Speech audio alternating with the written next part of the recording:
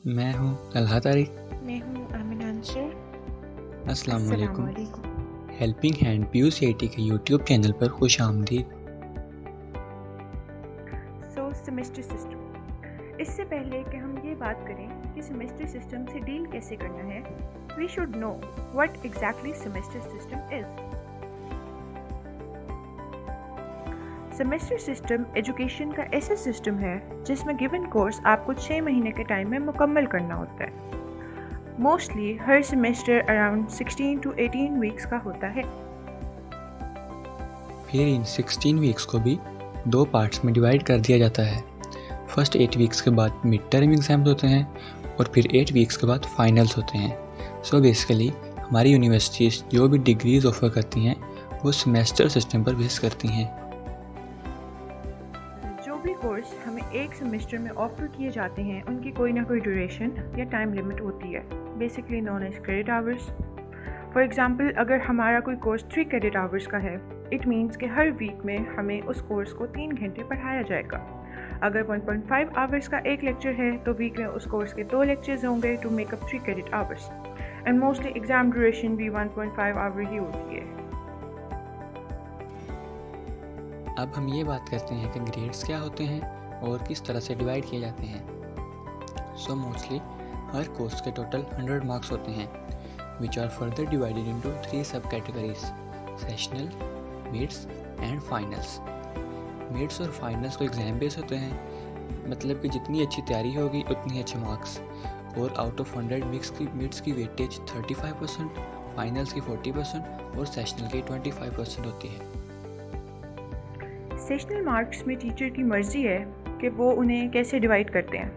Mostly sessional marks आपके quizzes, assignments, projects, class participation, in some cases attendance पे भी base करते हैं। हर सब्जेक्ट के टोटल मार्क्स जो कि 100 होते हैं असल में सॉलिड मार्क्स कहलाते हैं, लेकिन टीचर्स आपको मोस्टली फ्लूइड मार्क्स के थ्रू जज करते हैं। मीन्स अगर मिड्स की वेटेज 35% है तो इसका ये मतलब हरगिज़ नहीं है कि मिड का पेपर भी 35 मार्क्स का होगा। इट मीन्स कि मिड का पेपर जितने भी मार्क्स का होगा उसके टोटल और ऑब्टेन मार्क्स को स्केल करके आउट ऑफ 35% कर दिया जाएगा। तो फॉर एग्जांपल वी से कि आपका मिड्स का पेपर 70 मार्क्स का है और एक स्टूडेंट के 68 आए हैं, तो इस तरह उसके सॉलिड 35% में से 34% आएंगे। We are just trying to give you an idea कि हाउ दिस थिंग वर्क्स। इसके बाद एक टर्म आती है GPA। GPA दरअसल सेमेस्टर के ग्रेड्स का एवरेज होता है जो उस सेमेस्टर के हर सब्जेक्ट के ग्रेड पर डिपेंड करता है। मैक्सिमम GPA जो कि एक स्टूडेंट ले सकता है वो 4 है। इसके अलावा यूनिवर्सिटीज़ के कुछ रूल्स होते हैं कि लाइक अगर आपका GPA बिलो एवरेज है तो it can cause problems. Now there's another term CGPA। GPA और CGPA में बस थोड़ा सा फ़र्क है। GPA semester two semester very करता है, जबकि CGPA सारे सेमेस्टर्स की GPA का एवरेज होता है। इसके अलावा एक बहुत इंपॉर्टेंट चीज़ है जो आप लोगों को पता होनी चाहिए। It's about the grading system of our university, whether it is absolute or relative. Absolute marking में हमें ऑलरेडी बता दिया जाता है कि अगर हमारे इतने मार्क्स हैं तो हमें यह ग्रेड मिलेगा। For example, let's say on getting 85 marks or more, we'll get A grade, while in between 80 to 84, grade will be A minus and so on. इसी तरह अगर हम रिलेटिव मार्किंग के बारे में बात करें तो इसमें जो भी क्लास के हाईएस्ट मार्क्स होते हैं उसे सबसे ज़्यादा ग्रेड दिया जाता है और बाकियों को भी उसी लिहाज से ग्रेड मिलता है, और जो एवरेज से नीचे होते हैं उनको कम ग्रेड्स मिलते हैं। Now, what is a change subject and how does it works? Basically change subject degrees में वो कोर्सेज हैं जो कि आपस में लिंक्ड होते हैं। ये ज़्यादातर कोर सब्जेक्ट्स जो कि डिग्रीज के इम्पोर्टेंट सब्जेक्ट्स होते हैं उनमें से एक है। आप चेंज सब्जेक्ट के अगले कोर्सेज में उस वक्त तक इनरोल नहीं हो सकते जब तक आप उसका प्री रिक्विजिट यानी उसका पेरेंट सब्जेक्ट पास ना कर सकें। For example, programming fundamentals, object oriented programming, data structure and algorithms and analysis of algorithms. ये चारों ऐसे कोर्सेज हैं जो कि SC, CS और IT तीनों में मौजूद हैं और ये चेंज सब्जेक्ट्स हैं। PF is the first one, then object oriented programming. आप उस वक्त तक ऑब्जेक्ट ओरिएंटेड प्रोग्रामिंग का कोर्स नहीं पढ़ सकते जब तक कि आपकी PF पास ना हो। फिर आगे आप उस वक्त तक डेटा स्ट्रक्चर्स का कोर्स नहीं पढ़ सकते जब तक आपकी ऑब्जेक्ट ओरिएंटेड प्रोग्रामिंग क्लियर ना हो। And same for analysis of algorithm. Mean there is a chain of programming fundamentals, object oriented programming, data structure algorithms and analysis of algorithm. इसी तरह और भी काफ़ी सब्जेक्ट्स हैं जो आपस में लिंक्ड होते हैं।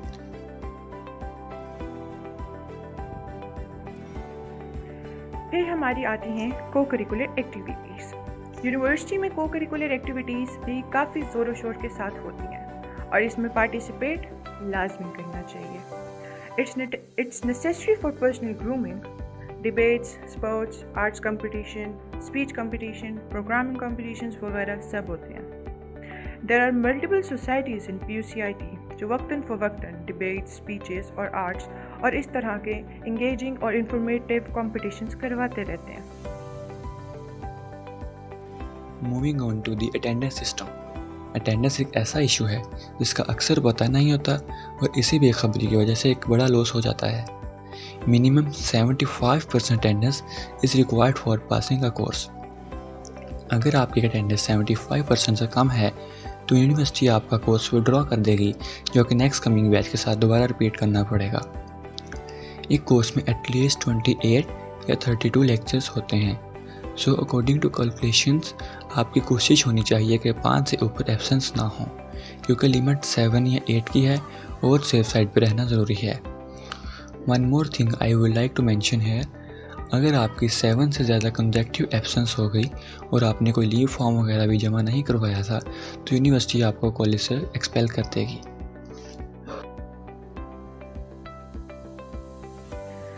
हर सेमेस्टर में टीचर स्टूडेंट्स के क्विज़ेस चेक करने और लैब्स इवेल्युएट करने के लिए सीनियर्स में से स्टूडेंट्स को अपने साथ काम करने का मौका देते हैं और वो टीचिंग असिस्टेंट कहलाते हैं। इनके साथ कोलैबोरेट करना जूनियर्स को बहुत फ़ायदा देता है।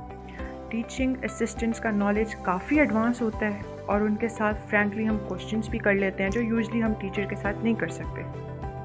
और बाकी रही बात सीनियर्स की, PUCIT के सीनियर्स बहुत ज़्यादा कोऑपरेटिव हैं और बहुत अच्छे हैं। सीनियर्स यूनिवर्सिटीज़ के मैटर को समझ चुके होते हैं, उन्हें study system, skill building, personal grooming इन सब का पता होता है क्योंकि वो इन फेजेस से गुजर गए होते हैं और उनके साथ इंटरेक्शन आपको काफ़ी फ़ायदा दे सकती है। And last but not least, our labs. Almost every technical course has a lab course with it. अगर आप प्रोग्रामिंग फंडामेंटल का कोर्स पढ़ रहे हैं तो सेम सेमेस्टर में प्रोग्रामिंग फंडामेंटल कोर्स की लैब भी होगी।